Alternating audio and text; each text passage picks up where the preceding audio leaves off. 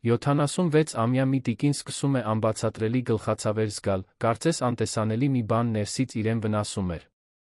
Մինչ նրա ընտանիքը անտեսում էր նրա տառապանքը, մի երիտասարդ սպասուհի ցնցող հայտնագործություն է անում նրա գլխամաշկի վրա։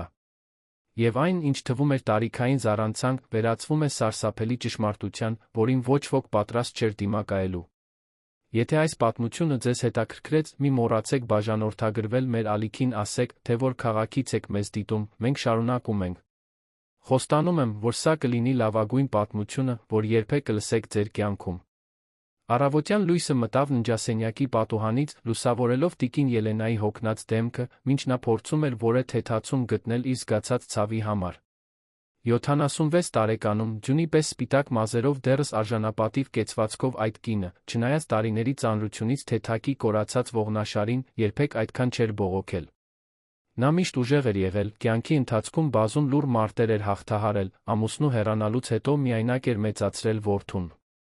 Ջանասիրաբար աշխատել էր որպես դերձակուհի Երանի Կոնդ թաղամասում, երբեք ոչ մեկից օգնություն չէր խնդրել։ Բայց հիմա ինչ-որ բան այլ էր։ Նրա գլխի ցավը նման չէր սովորական ցավերին, որոնք գալիս ու գնում էին։ Դա տարօրինակ զգացողություն էր, կարծես փոքրիկ էլեկտրական ցնցումներ էին անցնում նրա գանգի միջով, ներսից դուրս փոքրիկ ծակծկոցներ, որոնք գալիս էին առանց նախազգուշացման, թողնելով նրան գլխապտույտի մեջ շփոթված։ Նա ձեռքը դրեց գլխամաշկին, փորձելով մերսել այն հատվածը, որտեղ ցավն ավելի ուժեղ էր, բայց յուրաքանչյուր հպում միայն վատթարացնում էր իրավիճակը։ Սուր այրող ցավը, կարծես ինչ-որ մեկը ասեղներ էր խրում նրա մաշկի մեջ, ստիպում էր արագորեն հետ քաշել ձեռքը։ Տիկին Ելենան իրեն հայելու մեջ նայեց հին զգեստապահարանի, որը այդքան հիշողություններ էր պահում։ Նրա արտացոլանքը ցույց էր տալիս մի կնոջ, ով դեռ պահպանում էր իր արժանապատվությունը, բայց աչքերը բացահայտում էին նոր մի բան, որ նա չէր ուզում ընդունել։ Վախ։ Առաջին անգամը շատ տարիների ընթացքում նա վախ էր զգում այն բանից, ինչ կատարվում էր իր սև ական մարմնի հետ։ Տունը, որտեղ նա ապրում էր որդու Ռոբերտի հետ, Նորքի Մասիվ թաղամասում գտնվող մի պարզ երկհարկանի տուն էր, գունաթափված դեղին ներկված պատերով, փայտե պատուհաններով, որոնք ջռում էին ուժեղ քամու ժամանակ։ Դա նույն տեղն էր, որտեղ նա մեծացրել էր Ռոբերտին, որտեղ յուրաքանչյուր անկյուն պահում էր մի ամբողջ կյանքի հիշողություններ։ Բայց Իզաբելայի գալուց հետո ամեն ինչ փոխվել էր։ Իզաբելան Ռոբերտի կինն էր, բարձրահասակ էլեգանտ կին, ուղիղ սմազերով, որոնք կատարելապես ընկնում էին նրա ուսերին։ Նա Երանի կենտրոն թաղամասի միջին խավի ընտանիքից էր միշտ պարզ էր դարձնում, հայացքների նուրբ մեկնաբանությունների միջոցով, որ այդ տունը այդ թաղամասը համարում էր իր չափանիշներից ցածր։ Այն օրվանից, երբ նա տեղափոխվել էր այնտեղ, 6 ամիս առաջ, ընտանեկան մթնոլորտը փոխվել էր։ Ծիծաղը, որը նախկինում լցնում էր ճաշասենյակը, անհետացել էր։ Կիրակի օրվա ճաշերը, որոնք սովորաբար հավաքում էին հարաններին ընկերներին, այլս չէին լինում։ Տիկին Ելենայի ջերմ ներկայությունը, ով միշտ բոլորին դիմավորում էր ժպիտով, թարմ սուրճով, հիմա կարծես անհանգստացնում էր։ Տիկին Ելենան դանդաղ իջավ աստիճաններով, բռնվելով փայտե բազրիքից։ Յուրաքանչյուր աստիճան ավելի դժվար էր թվում նախորդից, ոչ միայն ֆիզիկական հոգնածության, այլ իր կրած էմոցիոնալ ծանրության պատճառով։ Գլխի ցավն ավելի ուժեղ էր պուլսացնում յուրաքանչյուր շարժումից, նա ստիպված էր կանգ առնել ճանապարհի կեսին, շունչը վերականգնելու համար։ Հենց այդ ժամանակ նա լսեց Իզաբելայի ձայնը խոհանոցից։ Իզաբելա, դու պետք է հասկանաս, որ այս տունն ունի իր կանոնները, ասաց Ռոբերտը հաշտարար տոնով։ Տիկին Ելենան ճանաչում էր այդ տոնը, դա նույնն էր, ինչ նա օգտագործում էր հակամարտություններից խուսափելու համար, միշտ ձգտելով պահպանել խաղաղությունը, նույնիսկ եթե դա նշանակում էր զիջել կարևոր հարցերում։ Կանոններ, Ռոբերտ։ Իզաբելայի ձայնը սառն էր հաշվարկված։ Մայրդ այնպես է պահում իրեն, կարծես սա դեռ միայն իր տունն է։ Ես քո կինն եմ, ես էլ եմ այստեղ ապրում, իրավունք ունեմ որոշ փոփոխություններ անել։ Այդ հին կահույքը հյուրասենյակում սարսափելի է, մի խոսա այդ ծաղկավոր վարագույրն է։ Րի մասին։ Այստեղը 50-ականների տուն է թվում։ Տիկին Ելենան ճնշվածություն զգաց կրծքավանդակում։ Այդ կահույքը գնվել էր այդքան զոհողությամբ, յուրաքանչյուր կտոր ընտրված էր սիրով։ Վարագույրները կարվել էին իր սեփական ձեռքերով, շաբաթների աշխատանք, որը նա արել էր սիրով, տունն ավելի գեղեցիկ դարձնելու համար։ Մայրիկը սիրում է այդ բաները, պատասխանեց Ռոբերտը, բայց նրա ձայնն արդեն ավելի թույլ էր, անվստահ։ Միգուցե կարող ենք նրա հետ խոսել որոշ փոքր փոփոխությունների մասին։ Փոքր փոփոխությունները չեն լուծի խնդիրը, Ռոբերտ։ Խնդիրն ավելի մեծ է։ Տիկին Ելենան չցանկացավ ավելին լսել։ Նա շարունակեց աստիճաններով իջնել, վերջին աստիճաններին ավելի ուժեղ կոխելով, իր ներկայությունը հայտարարելու համար։ Երբ մտավ խոհանոց, Իզաբելան կանգնած էր վառարանի մոտ, ձեռքերը ծալած, իսկ Ռոբերտը նստած էր սեղանի մոտ, կիսած սուրճի բաժակով։ Տիրող լռությունը ծանր էր անհարմար։ «Բարի լույս», ասաց տիկին Ելենան, փորձելով ձայնը հաստատուն պահել։ «Բարի լույս, տիկին Ելենա», պատասխանեց Իզաբելան, ժպիտով, որը չէր հասնում նրա աչքերին։ «Սուրճը բադ։ Լաստ է, եթե ուզում եք ինքներդ լցնել։ Շնորհակալություն, աղջիկս»։ Տիկին Ելենան սուրճ լցրեց հին բաժակի մեջ, որն օգտագործում էր տարիներ շարունակ, զգալով Իզաբելայի հայացքն իր վրա։ Նա գիտեր, որ հարսը այդ պարագաները հնաոճ էր համարում, բայց նրա համար այդ խոհանոցի յուրաքանչյուր առարկա սենտիմենտալ արժեք ուներ։ Նա նստեց սեղանի մոտ, Ռոբերտի կողքին, ով համբուրեց նրա դեմքը։ «Ինչպե՞ս եք զգում այսօր, մայրիկ»։ «Գլխի ցավը շարունակվում է, որդիս։ Նույնիսկ ավելի վատ է, քան երեկ»։ Իզաբելան արագ շրջվեց, կարծես այդ մեկնաբանությունը հատուկ կերպով գրավել էր նրա ուշադրությունը։ «Դեռ այդ ցավով եք, տիկին Ելենա։ Գիտեք, ձեր տարիքի մարդիկ սովորաբար ունենում են նման խնդիրներ։ Դա կարող է պարզապես լինել մարմնի հանգիստ խնդրելը, կամ միգուցե ճնշման հետ կապված ինչ-որ բան։ Դուք ճիշտ եք ընդունում ձեր դեղերը»։ «Ամեն ինչ ճիշտ եմ ընդունում, Իզաբելա։ Բայց այս ցավը տարբեր է։ Կարծես ներսից ինչ-որ բան է ցավեցնում»։ Իզաբելան մոտեցավ, շաբաթների ընթացքում առաջին անգամ նա կարծես իրական հետաքրքրություն էր ցուցաբերում։ «Թույլ տվեք տեսնել», ասաց նա, տեղավորվելով տիկին Ելենայի հետում։ «Դուք գլուխը որևէտեղ չեք հարվածել։ Չեք սայթաքել ու ընկել»։ «Ոչ, ոչ մի տեղ չեմ ընկել»։ Իզաբելայի ձեռքերը թեթակի դիպան տիկին Ելենայի մազերին, տարեց կինը ցնցում զգաց ողնաշարի վրայով։ Իզաբելայի մազերին դիպչելու ձի մեջ ինչ-որ բան կար, որը նրան անհարմարություն էր պատճառում։ Իզաբելայի մատները հաշվարկված շարժումներով անցան գլխամաշկի վրայով, կարծես կոնկրետ ինչ-որ բան էր փնտրում։ «Ես ոչ մի սխալ բան չեմ տեսնում այստեղ, տիկին Ելենա։ Միգուցե դա պարզապես տարիքային բան է։ Մտավոր շփոթություն, գիտեք։ Իմ տատիկն էլ ուներ այդ խնդիրները մինչ»։ Իզաբելան հանկարծակի ընդհատեց իրեն, բայց հաղորդագրությունը փոխանցված էր։ Տիկին Ելենան այդ ակնարկը հարվածի պես զգաց։ Նա շփոթված չէր, շատ լավ գիտեր, թե ինչ էր զգում, այդ ցավն իրական էր։ «Կարծում եմ, ավելի լավ է բժշկի մոտ գնաք, մայրիկ», առաջարկեց Ռոբերտը, զգալով օդում տիրող անհարմարությունը։ «Կգնամ, որդիս»։ Նախաճաշի մնացած մասն անցավ լարված լռության մեջ։ Տիկին Ելենան դժվարությամբ կարողացավ ուտել այն կարագով հացը, որը Ռոբերտը պատրաստել էր նրա համար։ Գլխի ցավը կարծես պուլսացնում էր սրտի զարկերի հետ համատեղ, այդ խոսակցությունը միայն վատթարացրել էր նրա էմոցիոնալ վիճակը։ Նախաճաշից հետո Ռոբերտը գնաց աշխատանքի Հարան թաղամասում գտնվող ավտոմեխանիկական արհեստանոց, որը նա ղեկավարում էր։ Իզաբելան հեռացավ իր սենյակ, տիկին Ելենային միայնակ թողնելով հյուրասենյակում։ Տարեց կինը նստեց իր սիրելի բազկաթոռին, այն ծաղկավոր գործվածքով բազկաթոռին, որը Իզաբելան այդքան քննադատում էր, փակեց աչքերը։ Արցունքները եկան առանց նրա վերահսկողության։ Դրանք ոչ միայն ֆիզիկական ցավի արցունքներ էին, այլ խորը մենակուտ։ Յան, որը հաստատվել էր նրա սրտում Իզաբելայի գալուց ի վեր։ Նա հիշեց, թե երբ Ռոբերտը նրան առաջին անգամ ներկայացրեց իր ընկերուհուն։ Իզաբելան կիրթ էր, նույնիսկ համակրելի այդ առաջին հանդիպման ժամանակ։ Բայց ամուսնությունից անմիջապես հետո ամեն ինչ փոխվեց։ Նրանց համատեղ այցելությունները դարձան հազվադեպ, հետո գոյություն չունեցող։ Ռոբերտի հեռախոսազանգերը, նախկինում ամենօրյա, դարձան շաբաթական։ Եվ երբ վերջապես զույգը որոշեց ապրել նրա հետ, տիկին Ելենան մտածեց, որ դա նոր հնարավորություն կլինի հարսի հետ հարաբերություններ կառուցելու ընտանիքը նորից միավորելու համար։ Բայց այն, ինչ նա գտավ, էլ ավելի մեծ հեռավորություն էր, մի սառնություն, որը սառեցնում էր մթնոլորտը։ Զանգը հնչեց, տիկին Ելենային մտքերից հանելով։ Նա դժվարությամբ վեր կացավ, մոտեցավ դռանը։ Մյուս կողմում կանգնած էր մի երիտասարդ կին, ում նա չէր ճանաչում, բաց շագանակագույն մազերով, հյուսվածքով հավաքված պոչի մեջ, քնքուշ ժպիտով դեմքին։ Բարի լույս, դուք տիկին Ելենան եք։ Այո, աղջիկս։ Կարող եմ օգնել։ Իմ անունը Ջուլիանա է։ Տիկին Իզաբելան ին զվարցել է տան աշխատանքներին օգնելու համար։ Նա ինձ խնդրեց այսօր սկսել։ Տիկին Ելենան զարմանքի անհարմարության խառնուրդ զգաց։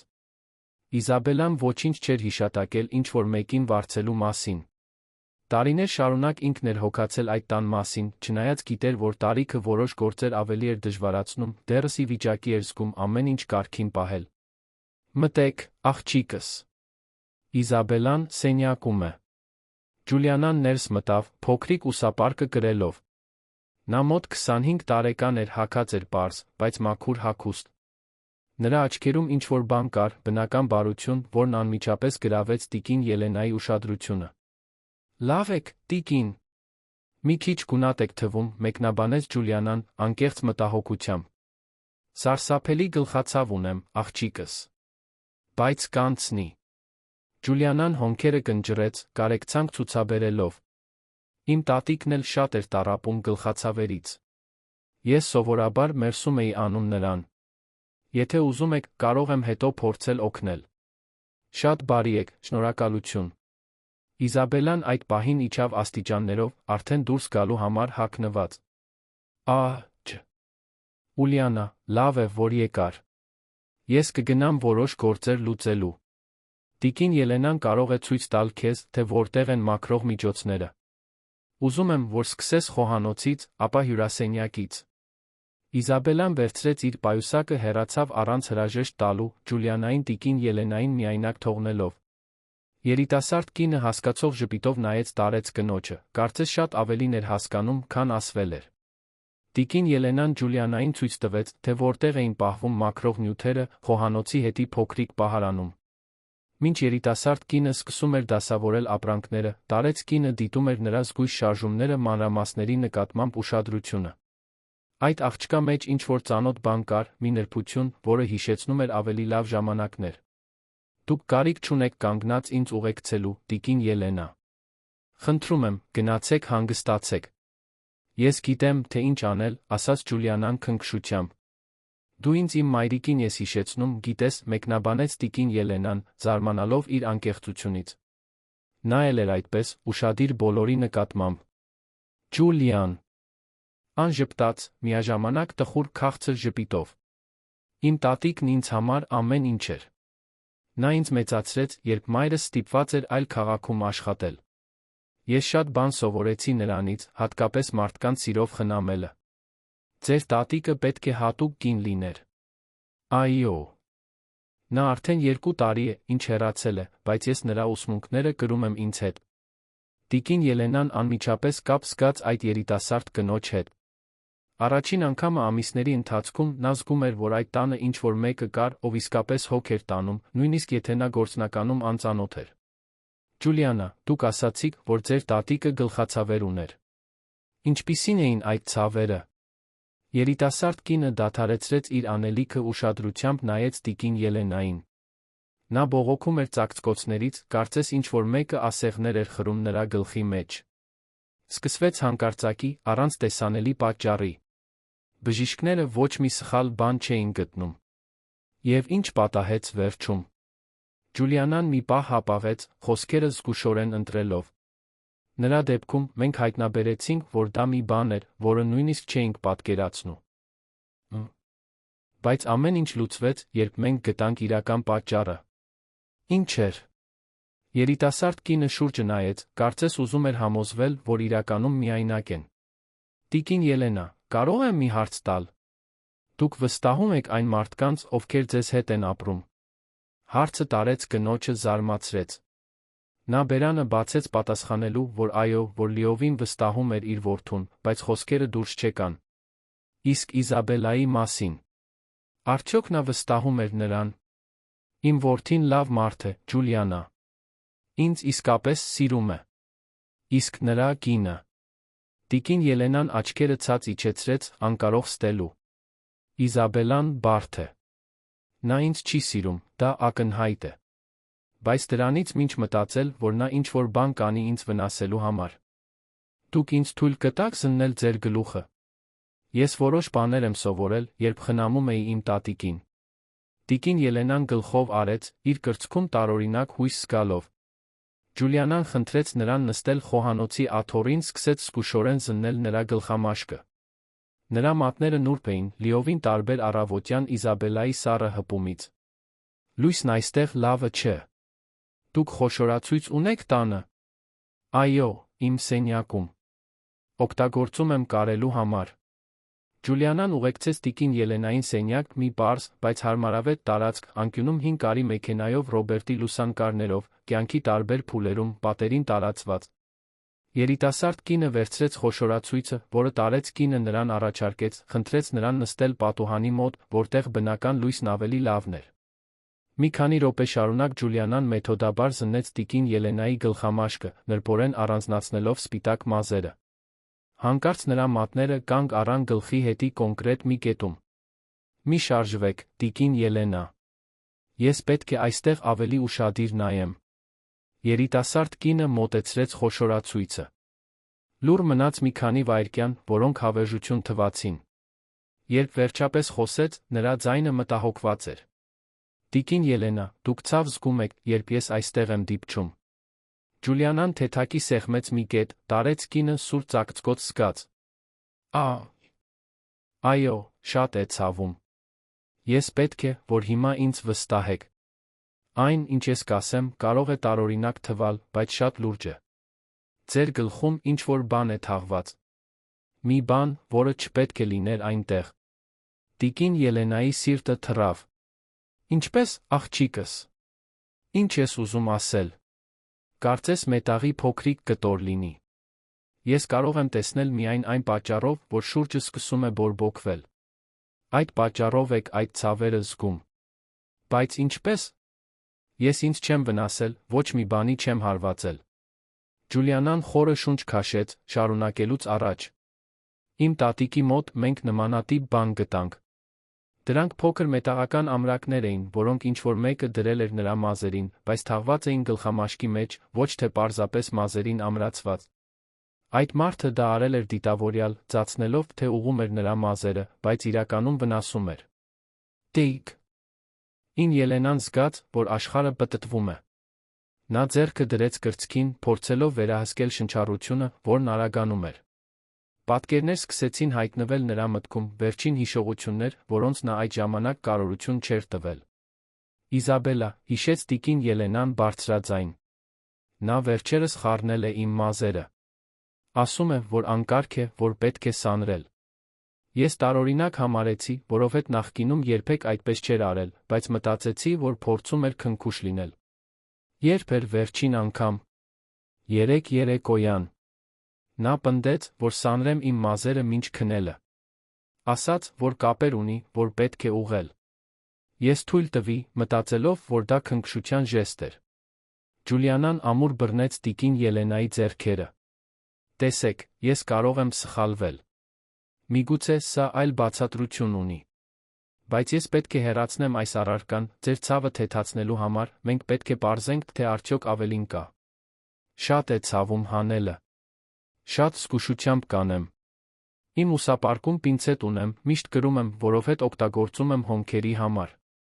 Ամեն ինչ ճիշտ կախտահանեմ։ Ջուլիանան գնաց։ Իր ուսապարկը բերելու վերադարձավ փոքրիկ կոսմետիկ պայուսակով։ Ներսից նա հանեց բարակ պինցետ, սպիրտի շիշ բամբակ։ Ճշգրիտ շարժումներով նա ախտահանեց պինցետը, սկսեց աշխատել տիկին Ելենայի գլխի վրա։ Դուք քաշում կզգաք, բայց արագ կանցնի։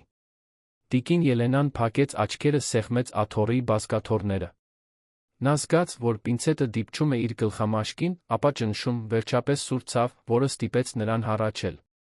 Բայց անմիջապես հետո եկավ անսահման թեթացում, կարծես ծանրություն էր հեռացվել։ Պատրաստ է, արդեն հանել եմ։ Նայեք սրան։ Ջուլիանան պինցետը ցույց տվեց տիկին Ելենային։ Մետաղական ծայրերի մեջ ամրացված էր փոքրիկ ամրակ, այն տեսակի, որն օգտագործվում է գրասենյակային կարիճներում, բայց այն ժանգոտված էր, ուներ սուր ծայրեր։ Աստված իմ, շնջաց տարեց կինը, դողդոջուն ձեռքը բերանին դնելով։ Ինչպես է դա հայտնվել այնտեղ։ Ես պետք է շարունակեմ զննել։ Եթե մեկը կա, կարող են ավելին լինել։ Հաջորդ կես ժամվա ընթացքում Ջուլիանան շարունակեց իր մանրակրկիտ որոնումները։ Եվ տիկին Ելենայի սարսափին, նա գտավ 3 նմանատիպ ամրակներ։ Բոլորը ռազմավարականորեն տեղադրված գլխամաշկի տարբեր կետերում, միշտ թաքնված սպիտակ մազերի տակ։ Ամեն անգամ, երբ Ջուլիանան հեռացնում էր ամրակը, տիկին Ելենան ցավի պահական թեթացում էր զգում, բայց նա ահագնացող սարսափի զգացում։ Ինչ-որ մեկը դա արել էր նրա հետ դիտավորյալ։ Ինչ-որ մեկը, ով մոտ հասանելիություն ուներ, ով բավականաչափ վստահություն էր ձեռք բերել, դիպչելու նրա մազերին։ Իզաբելա, անունը հնչում էր նրա մտքում, որպես զգոզանգ։ Բայց ինչու՞։ Ինչ կշահեր նա, իր զոքանչին այդպես տառապելով։ Տիկին Ելենը, երիտասարդ կինը ընդհատեց նրա մտքերը, ես հեռացրել եմ բոլորը, որոնք կարողացա գտնել առայժմ։ Դուք պետք է լավ լվանաք այդ հատվածները հակաբակտերիալ օճառով ջրով։ Եվ պետք է հետեք, թե արդյոք նոր ախտանշաններ են հայտնվում։ Ջուլիանա, ինչ անեմ հիմա։ Եթե Ռոբերտին պատմեմ, նա կհավատա։ Ինձ։ Իզաբելան կարող է ասել, որ ես բաներ եմ հորինում, որ շփոթված եմ տարիքի պատճառով։ Երիտասարդ կինը մի պահ մտածեց, ապա գրպանից հանեց իր հեռախոսը։ Ես կնկարեմ ամրակները տիկնոջ գլխի վրայի հետքերը։ Սա ապացույց է։ Եվ կարծում եմ, պետք է զգոն լինենք։ Եթե Իզաբելան իսկապես դա անում է, նա նորից կփորձի։ Բայց ինչու, աղջիկս։ Ինչու ինչ-որ մեկը նման բան կանի։ Ջուլիանան գլխով արեց, նրա դեմքը մռայլ էր։ Իմ տատիկի դեպքում մենք հայտնաբերեցինք, որ այդ մարդը ցանկանում էր, որ նա մտավոր խնդիրներ ունեցող թվա։ Ցանկանում էր նրան հիվանդանոց տեղափոխել, նրա տունը վերցնել։ Անընդհատ ցավերը ստիպում էին տատիկիս շփոթվել, դյուրագրգիռ դառնալ։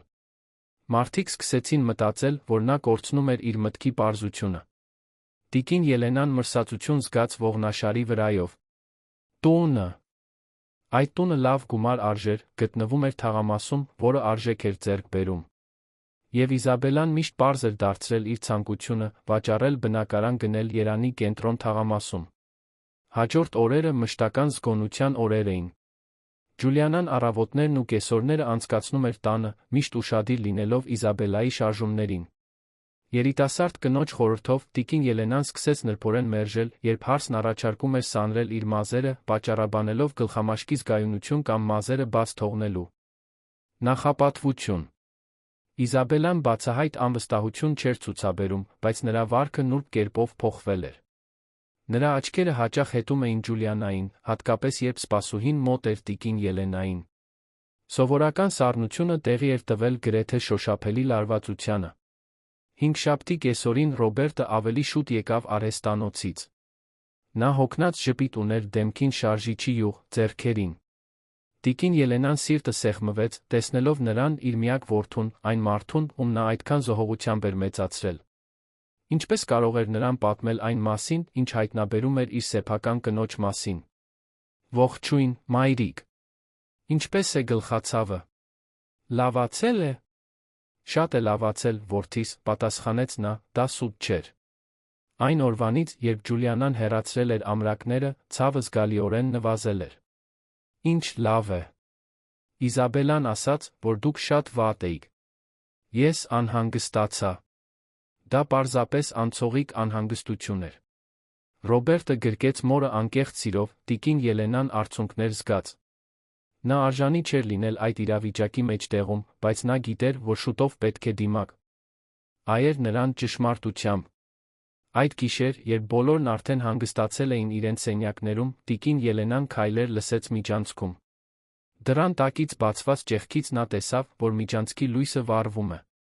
Հետաքրքրված վատ կանխազգացումով նա անձայն վեր կացավ կիսաբաց արեց ննջասենյակի դուռը։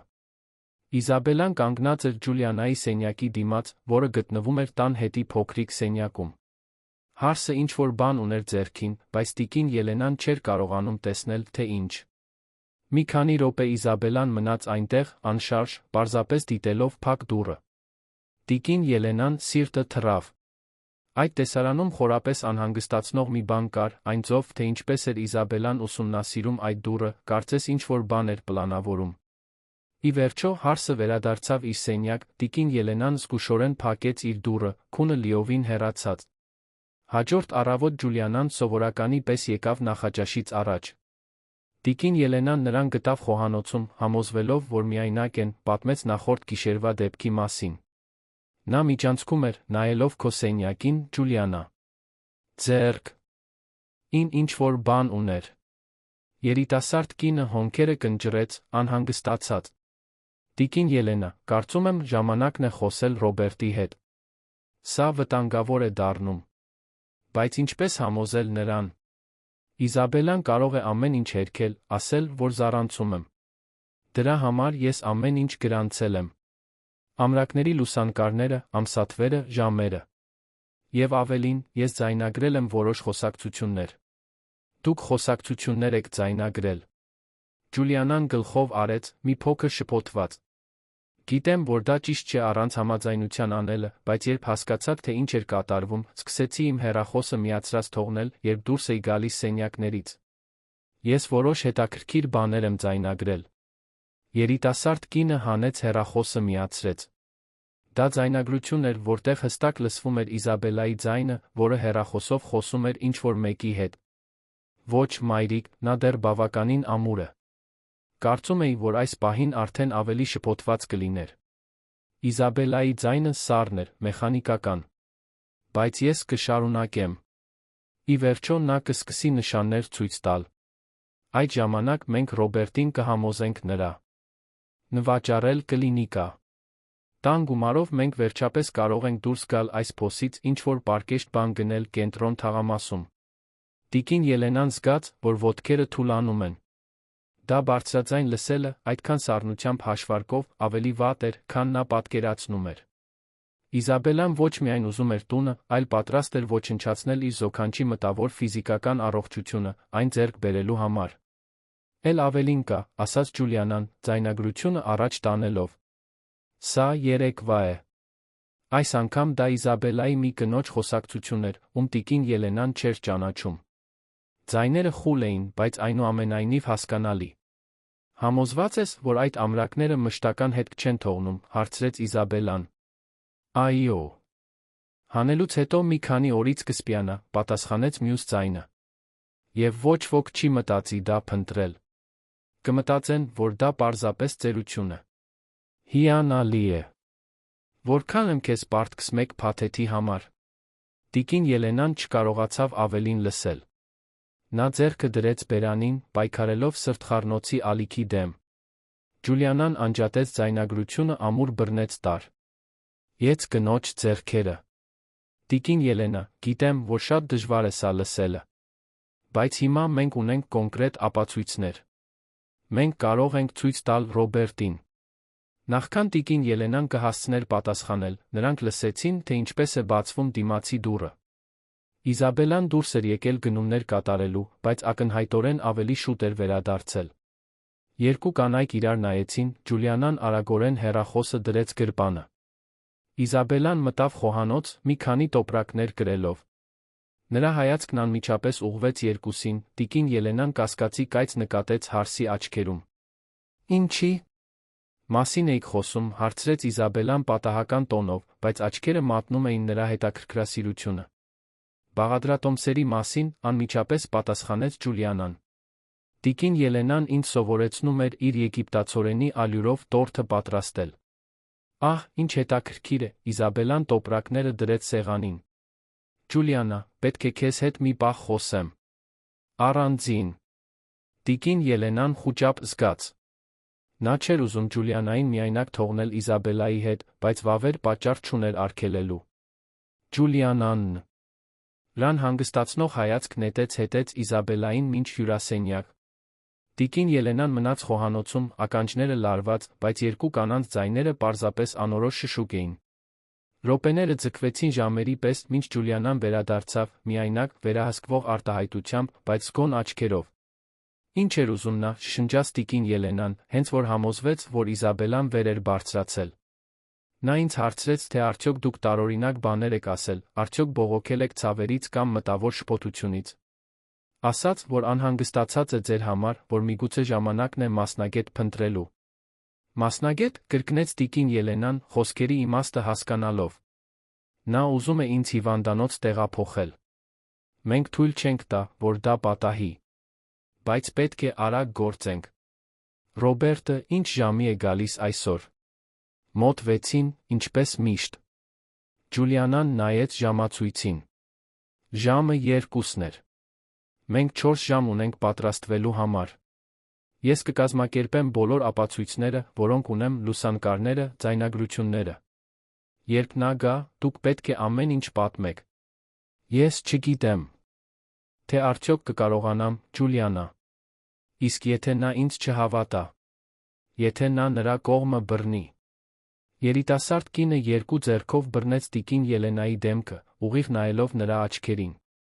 Նա կհավատա, որովհետև նա ձեր որդին է, ձեզ սիրում է։ Եվ որովհետև մենք կունենանք ապացույցներ, որոնք հնարավոր չէ հերքել։ Դուք ուժեղ եք, տիկին Ելենա։ Դուք այդքան բաների միջով եք անցել կյանքում, սա էլ կհաղթահարեք։ Օրվա ընթացքում Ջուլիանան տիկին Ելենան մանրակրկիտ կազմակերպեցին բոլոր ապացույցները։ 4 ամրակները դրվեցին թափանցիկ պլաստիկ տոպրակի մեջ։ Լուսանկարները դպվեցին մոտակա տպարանում Ջուլիանայի կողմից։ Ձայնագրությունները պահպանվեցին 3 տարբեր տեղերում, ապահովելու համար, որ դրանք չկորչեն։ Իզաբելան օրվա երկրորդ կեսն անցկացրեց իր սենյակում, երբեմն հեռախոսազանգեր կատարելով դուրս գալով միայն խոհանոցից ջուր վերցնելու համար։ Ամեն անգամ, երբ հայտնվում էր, հետաքննող հայացքներ էր նետում տիկին Ելենայի Ջուլիանայի վրա, կարծես զգում էր, որ ինչ-որ բան էր կատարվում իր վերահսկողությունից դուրս։ Երբ ժամացույցը ցույց տվեց 5:30, տիկին Ելենան սկսեց ընթրիք պատրաստել, նրա ձեռքերը թեթակի դողում էին, մինչդեռ կարտոֆիլ էր մաքրում։ Ջուլիանան աշխատում էր նրա կողքին, իր ներկայությամբ լուր աջակցություն առաջարկելով։ Ուղիղ 6-ին, նրանք լսեցին Ռոբերտի ֆուրգոնի կայանելը տան դիմաց։ Դռան բացվելու ձայնը։ Նրա ծանոթ քայլերը միջանցքում։ Տիկին Ելենան խորը շունչ քաշեց, պատրաստվելով իր կյանքի ամենադժվար խոսակցություններից մեկին։ Ռոբերտը մտավ խոհանոց, իր սովորական ժպիտով, բայց անմիջապես զգաց օդում տիրող լարվածությունը։ Ամեն ինչ լավ է, հարցրեց նա, նայելով մորից Ջուլիանային հետ։ Որդիս, սկսեց տիկին Ելենան, ձայնը հաստատուն, չնայած վախին, պետք է քեզ հետ շատ լուրջ բանի մասին խոսեմ։ Եվ պետք է, որ դու ինձ լսես մինչ վերջ, նախքան որևէ բան ասելը։ Ռոբերտը աթոռ քաշեց նստեց խոհանոցի սեղանի մոտ, նրա դեմքը ցույց էր տալիս անկեղծ մտահոգություն։ Ջուլիանան շարժում արեց, դուրս գալու, ընտանիքին անձնականություն տալու համար, բայց տիկին Ելենան խնդրեց, որ մնա։ Նա էլ է դրա մի մասը, որդիս։ Պետք է այստեղ լինի։ Ռոբերտը գլխով արեց, շփոթված, բայց վստահ։ Կին Ելենան խորը շունչ քաշեց, սկսեց ամեն ինչ պատմել, գլխի անբացատրելի ցավերից մինչ մետաղական ամրակների հայտնաբերումը։ Յուրաքանչյուր բացահայտումից նա տեսնում էր, թե ինչպես է որդու դեմքը փոխվում, շփոթությունից դեպի անհավատություն, վերջապես սարսափ։ Մայրիկ, սա չի կարող ճիշտ լինել։ Իզաբելան երբեք նման բան չէր անի։ Պետք է բացատրություն լինի։ Գիտեմ, որ դժվար է հավատալը, Ռոբերտ։ Ես էլ սկզբում չէի ուզում հավատալ։ Բայց նայիր սրան։ Ջուլիանան պլաստիկ տոպրակը ամրակներով դրեց սեղանին։ Ռոբերտը դողդոջուն ձեռքերով վերցրեց տոպրակը, զննելով ժանգոտված մետաղի փոքրիկ կտորները։ Սա կարող էր ցանկացած տեղից լինել, ինչ-որ դժբախտ պատահարից, որը դուք չեք հիշում, մայրիկ։ 4 ամրակ, Ռոբերտ։ Բոլորը թաղված իմ գլխամաշկում, բոլորը թաքնված մազերի տակ։ Ինչպիսի դժբախտ պատահար դա կաներ։ Ջուլիանան այնուհետ ցույց տվեց իր արած լուսանկարները, մեծացումներ, որոնք հստակ ցույց էին տալիս բորբոքված հետքերը, որտեղ ամրակները խրված էին։ Նա ցույց տվեց հեռացումից հետո արված լուսանկարները, ցույց տալով մանր անցքերը, որոնք սկսում էին սպիանալ։ Ռոբերտը ձեռքերը դրեց դեմքին, ապացույցների ծանրությունը սկսում էր ազդել նրա վրա։ Բայց նրա աչքերում դեռ դիմադրություն կար, հասկանալի ցանկություն, չհավատալ, որ իր կինը կարող էր նման դաժանության ընդունակ լինել։ Էլ ավելին կա, որդիս, շարունակեց տիկին Ելենան, ձայնը կոտրելով։ Ջուլիանա, ցույց տուր ձայնագրությունները։ Երիտասարդ կինը հանեց հեռախոսը, միացրեց ձայնագրությունները։ Ռոբերտը լուր լսեց, նրա դեմքն ավելի ու ավելի գունատվում էր։ Երբ հասավ այն հատվածին, որտեղ Իզաբելան քննարկում էր մորը հիվանդանոց տեղափոխելը, տունը վաճառելը, նա ուժեղ փակեց աչքերը, կարծես ուզում էր արգելափակել իրականությունը։ «Կանգնեցրու», խնդրեց նա խռպոտ ձայնով։ «Կանգնեցրու, խնդրում եմ»։ Ջուլիանան դադարեցրեց ձայնագրությունը։ Խոհանոցում տիրող լռությունը ծանր էր, կոտրվում էր միայն պատի ժամացույցի ջիջիկ ձայնով։ Ռոբերտը հանկարծակի վեր կացավ, մոտենալով պատուհանին, կանգնելով երկու կանանց մեջքով։ Նրա ուսերը դողում էին, տիկին Ելենան նկատեց, որ որդին լուռ լացում էր։ «Ամեն ինչ հիմա իմաստ ունի», ասաց նա Վերջապես, ձայնը խեղդված։ «Նրա փոփոխությունները մեր ամուսնությունից հետո»։ Տունը փոխելու պնդումը։ Նրա խոսակցությունները մոր հետ փողի մասին։ Ես չէի ուզում տեսնել, որովհետև կուրացած էի գրքից։ Տիկին Ելենան վեր կացավ, մոտեցավ որդուն, ձեռքը դնելով նրա ուսին։ Դու մեղավոր չես, որդիս։ Սերը ստիպում է մեզ վստահել, դրանում ոչ մի վատ բան չկա։ Բայց ես թույլ տվի, որ նա դա անի քեզ հետ։ Ռոբերտը շրջվեց, արցունքները ազատորեն հոսում էին դեմքից։ Ես այս կնոջը բերեցի մեր տուն, նա քեզ վնասեց, մայրիկ։ Տիկին Ելենան գրկեց որդուն, զգալով, որ իր սեփական արցունքները սկսում են հոսել։ Երկար րոպեներ նրանք մնացին այդպես, մայր-որդի, միավորված ցավի խորը դավաճանության հայտնագործության մեջ։ «Ինչ ենք անելու հիմա», հարցրեց Ռոբերտը, երբ վերջապես բաժանվեցին։ Նախքան որը մեկը կհասցներ պատասխանել, նրանք լսեցին աստիճաններով իջնող քայլեր։ Իզաբելան հայտնվեց խոհանոցի մուտքի մոտ, արդեն դուրս գալու համար հագնված, կատարյալ դիմահարդարմամբ ուսին կախված պայուսակով։ «Ռոբերտ, մենք ստիպված կլինենք այսօրվա մեր ընթրիքը հետաձգել»։ Նա կանգ առավ, տեսնելով տեսարանը, երեք մարդ կարմիր աչքերով նայում էին իրեն։ «Ինչ պատահեց այստեղ»։ Ռոբերտը մեկ քայլ առաջ արեց, կանգնելով մոր կնոջ միջ։ «Իզաբելա, պետք է մի քանի հարց տամ, ուզում եմ, որ դու անկեղծ լինես»։ «Իհարկե, սերս»։ «Ինչ հարցեր։ Դու վերջին ժամանակներս մայրիկիս մազերի հետ խաղացել ես»։ Իզաբելան մի վայրկյան հապաղեց, բայց դա բավական էր նրա մեղքը մատնելու համար։ «Երբեմն ես սանրում եմ նրա մազերը, այո»։ «Ինչո՞վ»։ Նա ինչ-որ բանից բողոքում է։ «Ինչպես կբացատրես սա»։ Ռոբերտը վերցրեց ամրակներով տոպրակը, ցույց տվեց նրան։ Իզաբելայի դեմքից գույնը փախավ։ «Ինչ է սա»։ Դրանք մետաղական ամրակներ են, որոնք հեռացվել են մայրիկիս գլխից։ Նրա գլխամաշկից, Իզաբելա։ Մաշկի մեջ թաղված։ Ես չգիտեմ, թե ինչի մասին եք խոսում։ Միգուցե նա վնասվել է, չի հիշում։ Դուք գիտեք, թե ինչպես է, տարիքը։ Մի փորձիր դա նրա տարիքի վրա բարթել։ Ռոբերտի ձայնը բարձրացավ առաջին անգամ։ Ես լսել եմ ձայնագրությունները, Իզաբելա։ Լսել եմ, թե ինչպես ես խոսում նրան հիվանդանոց տեղափոխելու, այս տունը վաճառելու մասին։ Իզաբելայի դեմքը լիովին փոխվեց։ Զարմանքի անմեղության արտահայտությունը տեղի տվեց ավելի սառը, ավելի հաշվարկված մի բանի։ Նա Ջուլիանային նայեց մաքուր ատելությամբ։ Դու էիր, չէ՞։ Դու, շահամոլ։ Եկար այստեղ, ներթափանցելու ընտանիք, բոլորի գլուխը խառնելու։ Ես եկա այստեղ աշխատելու, հանգիստ պատասխանեց Ջուլիանան, բայց չէի կարող լուռ մնալ, տեսնելով, թե ինչ էիք անում տիկին Ելենայի հետ։ Դու ոչ մի ապացույց չունես։ Ձայնագրությունները կարող են խմբագրվել, մանիպուլացվել։ Եվ այս ամրակները, ով է երաշխավորում, որ դու ինքդ չես դրել այնտեղ, ինձ մեղադրելու համար։ Իզաբելա, ասաց տիկին Ելենան, իր ձայնը զարմանալիորեն հաստատուն։ Դու նկարահանվել ես հարանի անվտանգության տեսախցիկով։ Երեկ երեկոյան, երբ եկել էիր իմ մազերը սանրելու։ Ջուլիանան այսօր դա ստուգել է։ Դա բլեֆ էր, ոչ մի տեսախցիկ չկար, բայց աշխատեց։ Իզաբելա։ Իդեմքը ոլորվեց զայրույթի հիասթափության արտահայտությամբ։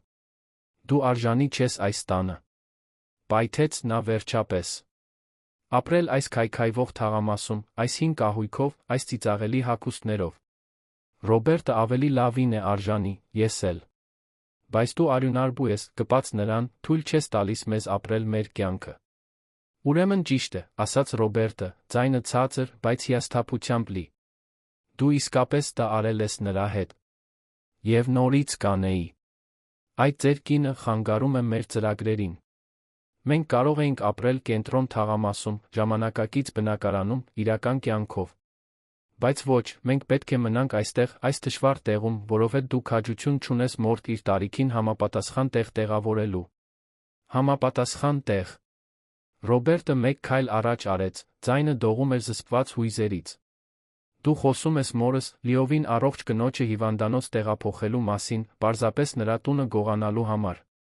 Դա գողություն չէ, եթե ընտանիք է։ Եվ ես քո կինն եմ, Ռոբերտ։ Դու պետք է իմ կողքին լինեիր։ Ես նրանց կողքին եմ, ովքեր ճիշտ են, Իզաբելա։ Եվ դա հաստատ դո։ Ու չես։ Իզաբելան շուրջը նայեց, հասկանալով, որ լիովին կորցրել էր իրավիճակի վերահսկողությունը։ Նրա դեմքի արտահայտությունը մի քանի արագ փոփոխությունների ենթարկվեց, զայրույթից դեպի հուսահատություն, ամբարտավանությունից դեպի վախ։ Ռոբերտ, սերս, նա վերջին անգամ փորձեց, ձայնը մեղմացնելով։ Ես պարզապես լավագույնն էի ուզում մեզ համար։ Մեր ապագա ընտանիքի համար։ Մենք չենք կարող երեխաներ մեծացնել այս վայրում։ Մենք ոչ մի երեխա չենք մեծացնելու, պատասխանեց Ռոբերտը հաստատուն։ Այս ամուսնությունն ավարտվեց, Իզաբելա։ Ուզում եմ, որ դու վերցնես քո իրերը դուրս գաս այս տնից։ Դու չես կարող ինձ այդպես դուրս հանել։ Կարող եմ։ Այս տունը իմ մորն է, ես թույլ չեմ տա, որ դու շարունակես նրա հետ նույն հարկի տակ մնալ այն բանից հետո, ինչ արել ես։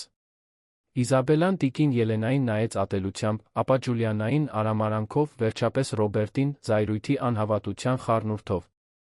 Դու դրա համար կզղջաս, Ռոբերտ։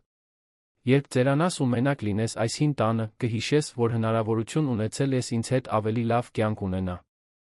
Լու։ Միակ բանը, որի համար կզղջամ, այն է, որ չեմ տեսել քո իրական դեմքը, նախքան քեզ հետ ամուսնանալը։ Իզաբելան բռնի ուժով վերցրեց պայուսակը, քայլեց դեպի դուռը։ Դուրս գալուց առաջ նա վերջին անգամ շրջվեց։ Դուք ինձանից վերջինը չեք լսել, սպառնաց նա ուժգին փակեց դուռը։ Հաջորդած լռությունը խախտվում էր միայն տիկին Ելենայի զսպված հեկեկոցներով։ Ռոբերտը մոտեցավ նրան նորից գրկեց։ Ներիր ինձ, մայրիկ։ Ներիր, որ նախկինում չտեսա սա, որ չպաշտպանեցի քեզ։ Դու չգիտեիր, որդիս։ Մեզանից ոչ ոք չգիտեր, թե ինչի էր նա ընդունակ։ Ջուլիանան, ով լուռ էր մնացել ամբողջ առճակատման ընթացքում, վերջապես խոսեց։ Տիկին Ելենա, պարոն Ռոբերտ, կարծում եմ պետք է փաստաբան փնտրեք։ Եվ միգուցե լավ կլինի գրանցել կատարվածը։ Հաջորդ օրերը հույզերի փոփոխությունների մրրիկ էին։ Ռոբերտը դիմեց ընտանեկան իրավունքի մասնագետ փաստաբանի, ով նրան ուղղորդեց ամուսնալուծության ընթացակարգերի նա Իզաբելայի հնարավոր վրեժխնդրություններից պաշտպանվելու վերաբերյալ։ Ձայնագրությունները ամրակների ֆիզիկական ապացույցները պաշտոնապես փաստաթղթավորվեցի։ Ն ապահով պահվեցին։ Իզաբելան իր հերթին չկատարեց խնդիրներ ստեղծելու իր սպառնալիքը։ Ընդհակառակը, երբ առճակատվեց ապացույցների հրապարակայնացման հնարավորության հետ, հատկապես Ռոբերտի փաստաբանի առաջարկով, տարեցների նկատմամբ չարաշահումների համար հնարավոր իրավական գործողությունների մասին, նա արագորեն ստորագրեց ամուսնալուծության փաստաթղթերը։ Նա իր իրերը տարավ ուրբաթ կեսօրին, մոր ուղեկցությամբ, առանց տիկին Ելենային կամ Ռոբերտին որևէ խոսք ասելու։ Տիկին Ելենան պատուհանից դիտում էր, թե ինչպես է Իզաբելան վերջին տուփերը տեղափոխում մեքենան։ Նա զգաց թեթացումի տխրության խառնուրդ, ոչ թե հարսի հեռանալու, այլ իր որդու տառապանքի պատճառով։ Ռոբերտը փորձում էր թաքցնել, բայց նա ճանաչում էր այն դեմքի յուրաքանչյուր արտահայտություն, որն այդքան սիրում էր։ Նա վիրավորված էր ոչ միայն դավաճանությունից, այլ վստահության խախտումից այն բանի նկատմամբ, ինչը համարել էր իսկական սեր։ Մայրիկ, ասաց Ռոբերտը, հայտնվելով նրա կողքին պատուհանի մոտ, ամեն ինչ լավ կլինի։ Մենք լավ կլինենք։ Գիտեմ, որդիս։ Ես քեզ ունեմ, դա այն։ Ամենն է, ինչ ինձ պետք է։ Հաջորդող ամիսներին տունը աստիճանաբար վերականգնեց իր հին հյուրընկալ մթնոլորտը։ Ռոբերտը սկզբում խորասուզվեց աշխատանքի մեջ, օգտագործելով մեխանիկական արհեստանոցը որպես ապաստան իր հույզերը մարսելու համար։ Բայց աստիճանաբար նա սկսեց ավելի շուտ վերադառնալ տուն, ավելի շատ ժամանակ անցկացնել մոր հետ, վերականգնելով զրույցի ծիծաղի այն պահերը, որոնք կորել էին ամուսնության ընթացքում։ Ջուլիանան շարունակեց աշխատել տանը, բայց նրա դերը շատ ավելին էր դարձել, քան պարզապես տնային աշխատող։ Նա դարձել էր ընտանիքի անդամ, մշտական մխիթարող ներկայություն ինչպես տիկին Ելենայի, այնպես էլ Ռոբերտի համար։ Հենց նա էր պատրաստում կիրակի օրվա նախաճաշը, հենց նա էր առաջարկում զբոսանքներ Երանի բուսաբանական այգի կամ Կասկադ, հենց նա էր աստիճանաբար նոր կյանք հաղորդում այդ տանը։ Տիկին Ելենան, մայրական խորաթափանցությամբ, նկատեց, որ ինչ-որ բան էր ծաղկում Ռոբերտի Ջուլիանայի մեջ։ Սկսվեց հայացքներից, որոնք անհրաժեշտից մեկ վայրկյան ավելի էին տում, խոսակցություններից, որոնք ձգվում էին խոհանոցում, Նույնիսկ այն բանից հետո, երբ նա արդեն հանգստացել էր իր սենյակում, ընդհանուր ծիծաղից կատակների վրա, որոնք միայն երկուսն էին հասկանում։ Բայց Ռոբերտը տատանվում էր։ Մի գիշեր, մոր հետ պատշգամբում նստած, նա վերջապես բարձրաձայնեց իր մտահոգությունները։ «Մայրիկ, ես չգիտեմ, թե արդյոք պատրաստ եմ նորից ինչ-որ մեկին վստահելու։ Իսկ եթե նորից սխալվեմ մարդու մասին»։ Տիկին Ելենան քնքշորեն բռնեց որդու ձեռքը։ «Որդիս, Ջուլիանան Իզաբելան չէ»։ Դու տեսար նրա բնավորությունը, երբ նա կարող էր պարզապես անտեսել այն, ինչ տեսնում էր, շարունակել ստանալ իր աշխատավարձը։ Բայց նա ընտրեց անել այն, ինչ ճիշտ էր, նույնիսկ աշխատանքը կորցնելու վտանգով։ Ես դա գիտեմ իմ գլխում, մայրիկ։ Բայց իմ սիրտը դեռ վախենում է։ Վախը մաս է կազմում, Ռոբերտ։ Բայց այն չի կարող քեզ ընդմիշտ կաթվածահար անել։ Կյանքը շարունակվում է, դու արժանի ես երջանիկ լինելու։ Ռոբերտը ժպտաց, սեղմելով մոր ձեռքը։ Երբ ես այդքան իմաստուն դարձել։ Ես միշտ իմաստուն եմ եղել, դու էիր, որ ուշ հասկացար, պատասխանեց նա խորամանկ ժպիտով։ Հենց Ջուլիանան արեց առաջին վճռական քայլը։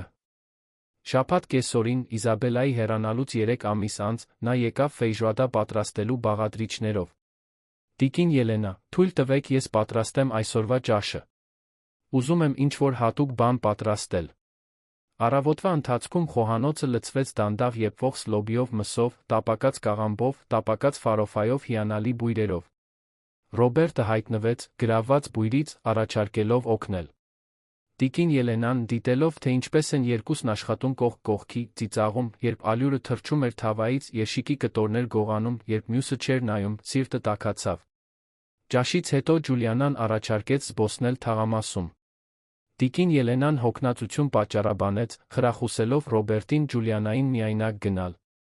Նրանք միասին դուրս եկան, տիկին Ելենան մնաց պատշգամբում, դիտելով, թե ինչպես են նրանք իջնում Նորքի մասիվի լանջով, կողք կողքի։ Երբ վերադարձան, ժամեր անց, նրանք ձեռք ձեռքի էին։ Մայրիկ, սկսեց Ռոբերտը, մտնելով հյուրասենյակ, որտեղ տիկին Ելենան ծածնում էր, թե ամսագիր է կարդում, ես Ջուլիանան այսօր շատ ենք խոսել։ Եվ, լավ։ Ես կցանկանայի ձեր օրհնությունը, լուրջ հարաբերություններ սկսելու համար։ Տիկին Ելենան նայեց մեկին, ապա մյուսին, տեսնելով երջանկությունը երկուսի աչքերում, այն ձդ, թե ինչպես էին նրանք կանգնած մոտիկ իրար, այն իսկական կապը, որը նրանք ստեղծել էին։ Ռոբերտ, քեզ իմ օրհնությունը պետք չէ, բայց այն ունես ամբողջ սրտով։ Ջուլիանան հիանալի աղջիկ է, ձեզ երկուսի երջանիկ տեսնելը այն ամենն է, ինչ ես կարող էի ցանկանալ։ Ջուլիանան բաց թողեց Ռոբերտի ձեռքը գնաց գրկելու տիկին Ելենային։ Շնորհակալություն ինձ վստահելու համար, շնորհակալություն ինձ այս ընտանիքում ընդունելու համար։ Ես եմ շնորհակալ, աղջիկս։ Դու փրկեցիր իմ կյանքը, ավելի կարևոր, փրկեցիր իմ ընտանիքի միությունը։ Ռոբերտի Ջուլիանայի հարաբերությունները բնականաբար ծաղկեցին։ Շտապողականություն չկար, ճնշում չկար։ Նրանք կառուցում էին ամուր մի բան, հիմնված փոխադարձ վստահության, հարգանքի անկեղծ քնքշության վրա, որն աճում էր ամեն օր։ Տիկին Ելենան բավարարվածությամբ էր դիտում այդ ամենը, բայց մի մտահոգություն դեռ շրջում էր նրան։ Մի առավոտ, նախաճաշի ժաման։ Նա բարձրացրեց հարցը։ Ջուլիանա, ես ինչ-որ բանի մասին եմ մտածել։ Դու ամիսներ շարունակ ապրում ես այն փոքրիկ սենյակում, տան հետում, ամեն օր աշխատում ես այստեղ։ Սա ճիշտ չէ։ Տիկին Ելենա, ես սիրում եմ այստեղ լինել։ Եվ սենյակը հարմարավետ է։ Խնդիրը դա չէ, աղջիկս։ Խնդիրն այն է, որ դու էլ պետք է ունենաս քո սեփական կյանքը։ Դու չպետք է այստեղ լինես որպես սպասուհի։ Դու հիմա այս ընտանիքի մասն ես։ Ռոբերտը անմիջապես համաձայնեց։ Մայրիկը ճիշտ է, Ջուլիանա։ Ես չեմ ուզում, որ դու քեզ պարտավորված զգաս այստեղ աշխատելու։ Դու կարող ես մնալ, ապրել մեզ հետ որպես ընտանիք, ոչ թե որպես աշխատող։ Ջուլիանան մի պահ լռեց, մտածելով առաջարկի շուրջ։ Բայց ես պետք է ինչ-որ կերպ նպաստեմ։ Ես հարմարավետ չեմ զգում պարզապես այստեղ ապրելով, ոչինչ չանելով։ Հենց տիկին Ելենան ուներ գաղափարը։ Իսկ եթե տան մի մասը վերածենք փոքրիկ կարի արհեստանոցի։ Ես կարող էի քեզ սովորեցնել իմ արհեստները, կարող ենք պատվերներ ընդունել։ Դա կլիներ մեր, երեքովս, բիզնեսը։ Գաղափարը ոգորությամբ ընդունվեց։ Հաջորդ շաբաթներին հին հյուրասենյակը վերածվե հարմարավետ արհեստանոցի։ Տիկին Ելենայի 5 կարի մեքենան ընկերակցություն ստացավ ավելի ժամանակակից մեքենայից, որը Ռոբերտը գնել էր օգտագործված։ Գունավոր կտորները սկսեցին զբաղեցնել դարակները, անկյուններում հայտնվեցին մանեկեններ, տարածքը կյանք ստացավ։ Ջուլիանան իրեն նվիրված աշակերտուհի դրսևորեց։ Նրա երիտասարդ ճարպիկ ձեռքերն արագորեն տիրապետեցին այն տեխնիկաներին, որոնք տիկին Ելենան համբերատարությամբ սովորեցնում էր։ Շուտով նրանք սկսեցին փոքր աշխատանքներ ընդունել, հագուստի կարգավորումներ, պարզ իրերի պատրաստում։ Ստացված գումարը համեստ էր, բայց դա նշանակում էր անկախություն նպատակ երկուսի համար էլ։ Մի կեսօր, մինչ նրանք կողք կողքի աշխատում էին արհեստանոցում, Ջուլիանան բարձրացրեց մի հարց, որը վաղուց իր մտքում էր։ Տիկին Ելենա, ինչպես եք կարողանում զայրույթ չունենալ Իզաբելայի արածի համար։ Տարեց կինը դադարեցրեց իր կարը, ուշադիր մտածելով նախքան պատասխանելը։ Զայրույթը չէր փոխի կատարվածը, աղջիկս։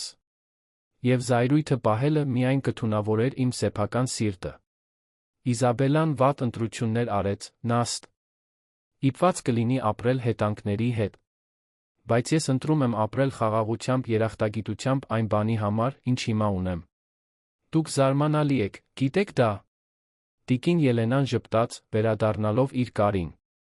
Ես պարզապես մի ծեր կին եմ, ով սովորել է, որ կյանքը չափազանց կարճ է, որպեսզի վատնվի դժգոհությունների վրա։ Մի գիշեր Ռոբերտը տուն եկավ աչքերում հատուկ փայլով։ Նա մորը Ջուլիանային հավաքեց հյուրասենյակում, հայտարարեց, որ արհեստանոցը շատ լավ էր գնում, որ նա մեծ պայմանագիր էր կնքել տրանսպորտային ընկերության հետ, որ վերջապես իրեն ֆինանսապես կայուն էր զգում։ Եվ էլի մի բան կա, ասաց նա, Ջուլիանայի առաջ ծնկի իջնելով։ Երիտասարդ կինը ձեռքերը դրեց բերանին, արդեն իմանալով, թե ինչ էր հետելու։ Ջուլիանա, այն օրվանից, երբ դու եկար այստեղ, լույս բերեցիր այս տուն։ Դու փրկեցիր իմ մորը, փրկեցիր մեր ընտանիքը, առանց նկատելու, փրկեցիր նա իմ սիրտը։ Ես գիտեմ, որ ամուսնալուծությունից դեռ այդքան ժամանակ չի անցել, բայց ես բացարձակապես վստահ եմ իմ զգացմունքներում։ Դու համաձայնվում ես ամուսնանալ ինձ հետ։ Ռոբերտ բացեց մի փոքրիկ թավշյա տուփ, բացահայտելով պարզ, բայց գեղեցիկ մատանի կապույտ քարով, որը փայլում էր սենյակի լույսի տակ։ Ջուլիանան լացում էր, արցունքները ազատորեն հոսում էին դեմքից։ Այո։ 1000 անգամ այո, Ռոբերտ։ Նա մատանին դրեց նրա մատին վեր կացավ, նրան համբուրելու, մինչ տիկին Ելենան հուզված ծափահարում էր իր բազկաթոռից։ Իմ զավակներ, ինչ ուրախություն։ Ինչ անսահման ուրախություն։ Երեքն էլ գրկախառնվեցին, սիրո երախտագիտության շրջան կազմելով։ Տիկին Ելենան զգում էր, որ վերջապես, այդքան փորձություններից հետո, խաղաղությունը եկել էր մնալու իր տանը։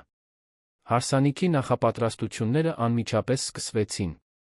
Ջուլիանան Ռոբերտը ցանկանում էին պարզ մտերմիկ մի բան, տոնակատարություն մտերիմ ընկերների թաղամասի հարանների հետ։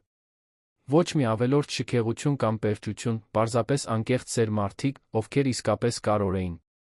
Տիկին Ելենան պնդեց կարել Ջուլիանայի հարսանեկան զգեստը։ Աղջիկս, սա կլինի իմ նվերը քեզ։ Զգեստ, պատրաստված ամբողջ սիրով, որ ունեմ իմ սրտում։ Միասին նրանք ընտրեցին նուրբ ժանյա։ Կտոր, փղոսկրագույն երանգով։ Տիկին Ելենան անխոնջ աշխատեց իր արհեստանոցում, յուրաքանչյուր կար զգուշությամբ քնքշությամբ անելով։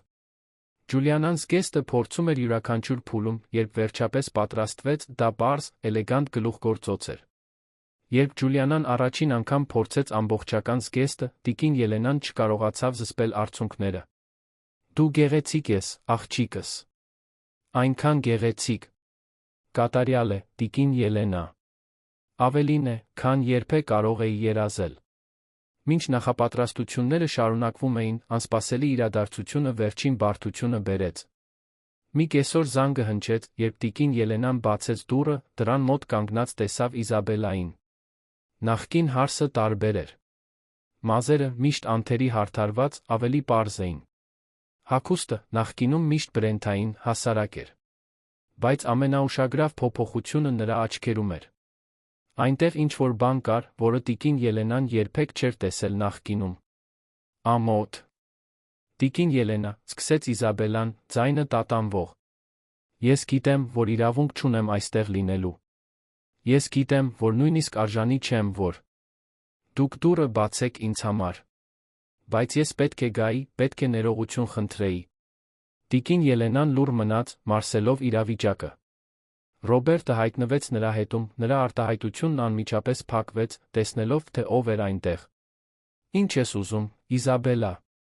Իզաբելան նայեց նախկին ամուսնուն, տիկին Ելենան արցունքներ տեսավ երիտասարդ կնոջ աչքերում։ Ես ուզում եմ ներողություն խնդրել։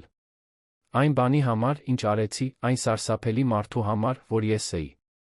Ես չեմ սպասում, որ ինձ կներեք, բայց պետք է ասեի, որ խորապես զղջում եմ։ Ռոբերտը մեկ քայլ առաջ արեց, կանգնելով տիկին Ելենայի դիմաց, պաշտպանողական ժեստով։ Դու գրեթե մորս հիվանդանոց տեղափոխեցիր, Իզաբելա։ Դու նրան ֆիզիկական ցավ պատճառեցիր։ Դու մանիպուլացրեցիր, ստեցիր։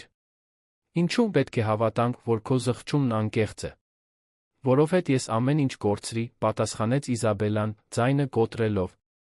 Կորցրի իմ ընտանիքը, իմ ընկերներին։ Իմ սեփական մայրս դժվարությամբ է խոսում ինձ հետ այն բանից հետո, երբ իմացավ, թե ինչ արեցի։ Ես թերապիա եմ անցնում, փորձելով հասկանալ, թե ինչու էի ընդուն ակ նման դաժան բան անելու։ Եվ ուզում էի, որ դուք դա իմանայիք։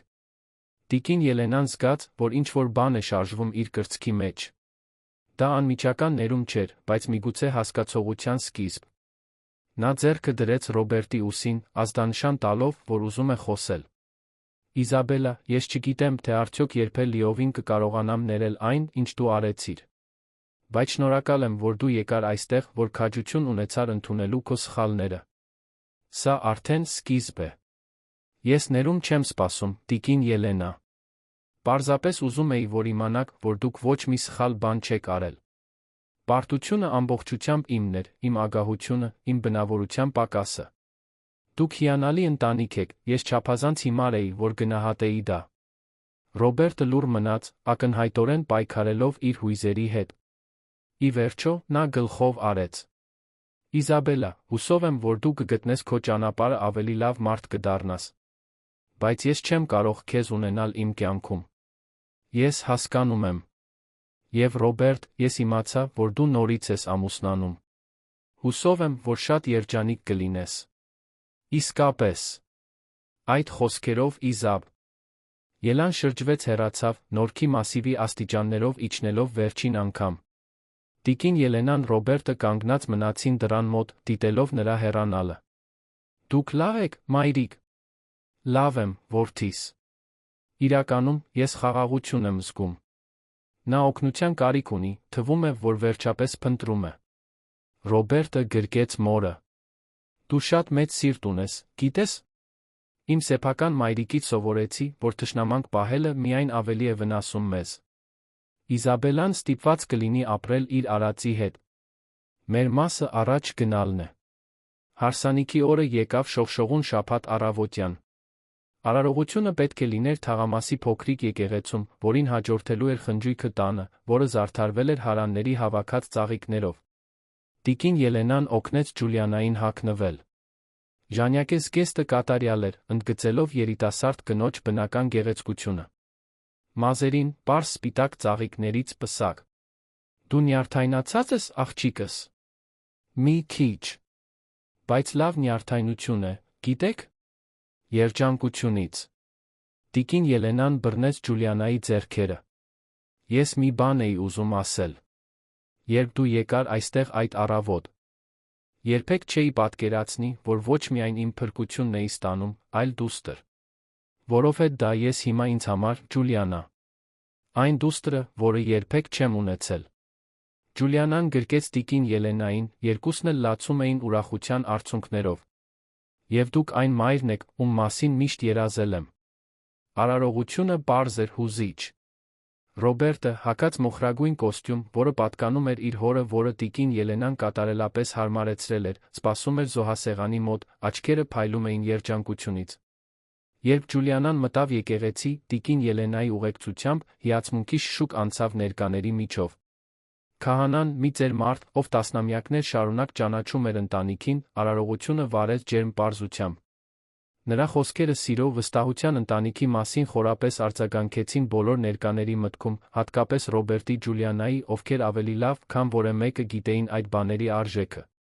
Ռոբերտ Ջուլիանա, դուք հանդիպեցիք անսովոր հանգամանքներում, բայց կառուցեցիք իսկական ամուր մի բան։ Թող այս սերը շարունակի աճ։ Ել օրհնել ոչ միայն ձեզ երկուսիդ, այլ բոլորին ձեր շուրջը։ Երբ Ռոբերտը արտասանեց իր երդումները, նրա ձայնը հաստատուն էր հույզերով լի։ Ջուլիանա, դու ինձ սովորեցրիր, որ հնարավոր է նորից վստահել, նորից սիրել։ Խոստանում եմ հոգ տանել քեզ համար, հարգել քեզ, կառուցել գեղեցիկ կյանք քո կողքին։ Ջուլիանան, իր հերթին, ամուր բռնեց Ռոբերտի ձեռքերը։ Ռոբերտ, դու տիկին Ելենան ինձ ընտանիք տվեցիք։ Խոստանում եմ պատվել այս նվերը իմ կյանքի բոլոր օրերին։ Հետաց խնջույքը ուրախ էր անկաշկանդ։ Տիկին Ելենայի տունը լցվեց երաժշտությամբ, ծիծաղով հարանների պատրաստած համեղ ուտելիքի բույրով։ Յուրաքանչյուր սենյակ լեցուն էր կյանքով, ուրախությամբ, կտրուկ հակադրություն այն մռայլ օրերին, որոնք նրանք ապրել էին ամիսներ առաջ։ Տիկին Ելենան, նստած իր սիրելի բազկաթոռին, ամեն ինչ դիտում էր ժպիտով դեմքին։ Նրա սպիտակ մազերը փայլում էին դեկորատիվ լույսերի տակ, նրա արտահայտությունը մաքուր բավարարվածություն էր։ Գլխի ցավերը հիմա պարզապես հեռավոր հիշողություն էին, ինչպես մենակությունը, որը նա զգացել էր։ 1 տարի էր անցել Ռոբերտի Ջուլիանայի ամուսնությունից։ Նորքի մասիվի տունն ավելի կենդանի էր, քան երբե, լի գույներով, ծիծաղով, արհեստանոցից եկող կարի մեքենայի մշտական ձայնով, որն այժմ զբաղեցնում էր 2 սենյակ։ Տիկին Ելենայի Ջուլիանայի բիզնեսը ծաղկել էր իրենց նախնական ակնկալիքներից ավելին։ Այն, ինչ սկսվել էր որպես հագուստի փոքրիկ կարգավորումներ, վերածվել էր թաղամասում հարգված արհեստանոցի, հայտնի աշխատանքի որակով, այն քնքշությամբ, որով պատրաստվում էր յուրաքանչյուր կտոր։ Նրանք նույնիսկ օգնական էին վարձել Բեատրիս անունով մի երիտասարդ կին, ով արհեստը սովորում էր նույն ոգորությամբ, ինչ Ջուլիանան էր ցուցաբերել 1 տարի առաջ։ Տիկին Ելենան 77 տարեկանում իրեն ավելի երիտասարդ եռանդուն էր զգում, քան երկար ժամանակ։ Գլխի ցավերը պարզապես հեռավոր հիշողություն էին, մռայլ շրջան, որին նա երբեմն դեռ դժվարությամբ էր հավատում, որ իրականում տեղի էր ունեցել։ Բայց սպիները, թե մանր գրեթե անտեսանելի, դեռ այնտեղ էին, որպես ապացույց, որ ամեն ինչ իրական էր։ Մի կիրակի առավոտյան ընտանիքը հավաքվել էր Ավան դական նախաճաշի համար, որը վերականգնել էին։ Սեղանը լի էր պանրով հացով, տորթերով, թարմ մրգերով, ֆիլտրացված սուրճով, որը տիկին Ելենան պնդում էր պատրաստել հին ձով։ Մայրիկ, Ջուլիանա, սկսեց Ռոբերտը, դեմքին չարաճճի ժպիտով։ Մենք նորություն ունենք ասելու։ Ջուլիանան բռնեց ամուսնու ձեռքը, նրա աչքերը փայլում էին երջանկությունից։ Մենք երեխա ենք ունենալու։ Ես 2 ամսական հղի եմ։ Տիկին Ելենան սուրճի բաժակը գցեց սեղանին, մուգ հեղուկը թափվեց, բայց նա նույնիսկ չնկատեց։ Նա ձեռքերը դրեց կրծքին, զգալով, որ սիրտը թրջում է մաքուր ուրախությունից։ Երեխա։ Ես տատիկ եմ դառնալու։ Այո, մայրիկ։ Դուք տատիկ կդառնաք։ Տիկին Ելենան աթոռից այնքան արագ վեր կացավ, որ գրեթե շրջեց այն, շրջանցելով սեղանը երկուսին գրկելու համար։ Ինչ ուրախություն։ Ինչ անսահման ուրախություն։ Չեմ կարող հավատալ։ Երեքն էլ գրկախառնվեցին, միաժամանակ լացելով, ծիծաղելով։ Գրկախառնվելուց հետո տիկին Ելենան 2 ձեռքով բռնեց Ջուլիանայի դեմքը։ Աղջիկս, ինչ հիանալի նվեր ես մեզ տալիս։ Երեխան կունենա աշխարհի լավագույն տատիկը, ասաց Ջուլիանան, հուզ։ Վաց։ Հաջորդող շաբաթներին տունը լցվեց գալիք երեխայի մասին խոսակցություններով։ Ռոբերտը սկսեց պատրաստել հետի հին սենյակը, որտեղ Ջուլիանան ապրել էր տուն գալիս, այն վերածելով մանկական սենյակի։ Տիկին Ելենան արդեն պլանավորում էր կարելու հագուստները, պատկերացնելով փոքրիկ կոմբինեզոններն ու զգեստներ։ Մի կեսօր, մինչ նրանք միասին աշխատում էին արհեստանոցում, Ջուլիանան բարձրացրեց մի հարց, որի մասին վաղուց մտածում էր։ Տիկին Ելենա, ես Ռոբերտը խոսեցինք, մենք ուզում ենք, որ դուք իմանաք, որ այս տունը միշտ ձերը կլինի։ Մենք երբեք չենք խնդրի վաճառել այն կամ որևէ փոփոխություն անել, որը դուք չեք ցանկանում։ Տիկին Ելենան դադարեցրեց կարը, քնքշորեն նայեց հարսին։ Աղջիկս, ես դա գիտեմ։ Դուք երկուստ ինձ վերադարձրեցիք ոչ միայն իմ տունն ունենալու անվտանգությունը, այլ իսկական ընտանիք ունենալու ուրախությունը։ Եվ երբ երեխան ծնվի, մենք ուզում ենք, որ դուք օգնեք նրան մեծացնելու։ Որ դուք իմ որդուն կամ դստերը սովորեցնեք այն ամենը, ինչ ինձ սովորեցրիք։ Դա կլինի իմ կյանքի ամենամեծ պատիվը։ Հղիության ամիսներն անց։ Անխաղաղ երջանիկ ռիթմով։ Ջուլիանայի փորը մեծանում էր, դրա հետ միասին աճում էր նա ամբողջ ընտանիքի սպասումը։ Ռոբերտը դարձել էր ավելի ուշադիր, միշտ հոգ տանելով, որ կինը ավելորդ ջանքեր չգործադրի։ Տիկին Ելենան ավելի շատ պարտականություններ էր ստանձնել արհեստանոցում, Բեատրիսի հետ աշխատելով, որպեսզի Ջուլիանան ավելի շատ հանգստանա։ Մի գիշեր, ծննդաբերության նախատեսված ամսաթվից մի քանի օր առաջ, Ռոբերտը, Ջուլիանան տիկին Ելենան նստած էին պատշգամբում, վայելելով նորքի մասի լանջով բարձրացող թարմ քամին։ Գիտեք, տիկին Ելենա, ասաց Ջուլիանան, ես երբեմն մտածում եմ, թե ինչպես է փոխվել իմ կյանքը այստեղ գալուց հետո։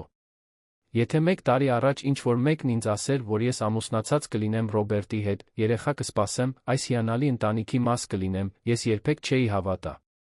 Տիկին Ելենան բռնեց հարսի ձեռքը։ Ճակատագիրը խորհրդավոր կերպով է աշխատում, աղջիկս։ Դու եկար այստեղ, ինձ փրկելու, բայց ի վերջո փրկեցիր բոլորիս։ Ռոբերտը համաձայնեց, ձեռքը դնելով Ջուլիանայի ուսերին։ Եթե դու չլինեիր, ես դեռ կույր կլինեի ապրելով։ Թունավոր հարաբերություններում մայրս լուր կտառապեր։ Ես պարզապես արեցի այն, ինչ կաներ ցանկացած պարկեշտ մարդ, համեստորեն պատասխանեց Ջուլիանան։ Ոչ, աղջիկս, ուղեց տիկին Ելենան։ Շատերը կանտեսեին, կընտրեին չմիջամտել։ Դու քաջ էիր, բարի էիր, դրա համար արժանի ես այն ամբողջ երջանկությանը, որն ապրում ես հիմա։ Երեխան ծնվեց անձրոտ ապրիլյան առավոտյան, մի գեղեցիկ աղջիկ, հոր պես մուգ աչքերով, մոր պես գանգուր մազերով։ Նրան անվանեցին Ելենա, ի պատիվ տատիկի, ով այդքան պայքարել էր հաղթել։ Երբ տիկին Ելենան առաջին անգամ գրկեց թոռնուհուն, այնքան ուժեղ սեր զգաց, որ մտածեց, թե սիրտը կպայթի։ Փոքրիկ Ելենան բացեց աչքերը, կարծես ուղղակիորեն նայեց տատիկին, այդ պահին տիկին Ելենան իմացավ, որ այն ամենը, ինչի միջով անցել էր, ամբողջ ցավը, ամբողջ տառապանքը, արժեր հասնելու մինչ այնտեղ։ Բարի գալուստ աշխարհ, թոռնիկս, շնջաց նա, ուրախության արցունքները հոսում էին դեմքից։ Քո տատիկը կսովորեցնի քեզ ամեն ինչ ուժի, սիրո, երբեք չհանձնվելու մասին։ Ռոբերտը Ջուլիանան դիտում էին տեսարանը, ձեռք ձեռքի բռնած, իրենց սր տերը լի երախտագիտությամբ։ Նրանք գեղեցիկ մի բան էին կառուցել այդ սարսափելի իրավիճակից, նրանք ցավը վերածել էին սիրո, վախը, հույսի։ Մի քանի ամիս անց, մի արոտ կիրակի, Նորքի մասիվի տունը նորից տոնախմբություն էր։ Դա փոքրիկ Ելենայի մկրտությունն էր, ամբողջ թաղամասը հրավիրված էր։ Տունը զարդարված էր սպիտակ ոսկեգույն ծաղիկներով, փուչիկներով, սեղանը լի էր ընտանիքի բոլոր ընկերների պատրաստած ուտելիքով։ Տիկին Ելենան, այժմ 78 տարեկան, շրջում էր խնջույքի շուրջը, թոռնուհին գրկին, հպարտորեն ներկայացնելով նրան յուրաքանչյուր այցելուի։ Փոքրիկ Ելենան իր 3 ամսական կյանքով ուրախ գուժում էր տատիկի գրկում, լիովին անտարբեր այն բանի նկատմամբ, թե որքան էր նրա գոյությունը նշանակում այդ ընտանիքի համար։ Ջուլիանան մոտեցավ, հեռախոսով մի քանի լուսանկար անելով։ Տիկին Ելենա, ուզում եք ես վերցնեմ Ելենային, որպեսզի կարողանաք հանգստանալ։ Երբեք, աղջիկս։ Ամբողջ օրը թոռնուհուս հետ անցկացնելը հոգնածություն չէ, մաքուր ուրախություն է։ Ռոբերտը միացավ նրանց, գրկելով կնոջը համբուրելով դստեր գլուխը։ Նայելով։ Ձեզ երեքիդ, ասաց նա, ես տեսնում եմ այն ամենը, ինչ իսկապես կարող է այս կյանքում։ Ընտանիք, իսկական սեր, քաջություն, պաշտպանելու նրանց, ում սիրում ենք։ Տիկին Ելենան նայեց որդուն հարսին, ապա թոռնուհուն իր գրկում, վերջապես տունը շուրջը լի սիրելի մարդկանցով, ծիծաղով, կյանքով։ Այն ամենը, ինչի համար պայքարել էր, այն ամենը, ինչ պահպանել էր, այնտեղ էր, կենդանի բաբախող։ Գիտեք, իմ զավակներ, ասաց նա, ես շատ բան եմ ապրել այս կյանքում։ Տեսել եմ դժվար ժամանակներ, դիմակայել եմ մարտերի, որոնք ոչ ոք չէր պատկերացնում։ Բայց սովորել եմ, որ կյանքը միշտ հնարավորություններ է տալիս նորից սկսելու, ուրախություն գտնելու նույնիսկ ամենախորը ցավից հետո։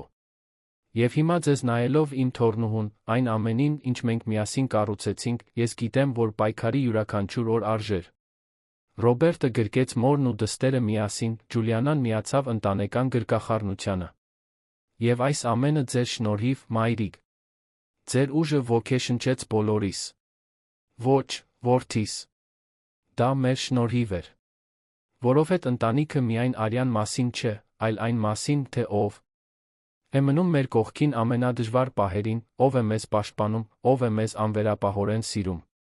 Եվ այսպես Նորքի Մասիվի այդ արոտ կիրակի կեսօրին, մինչ խնջույքը շարունակվում էր նրանց շուրջը, ընտանիքը մնաց միասնական, տոնելով ոչ միայն նոր կյանքի մկրտությունը, այլ այն կյանքը, որը նրանք սովորել էին գնահատել, պաշտպանել։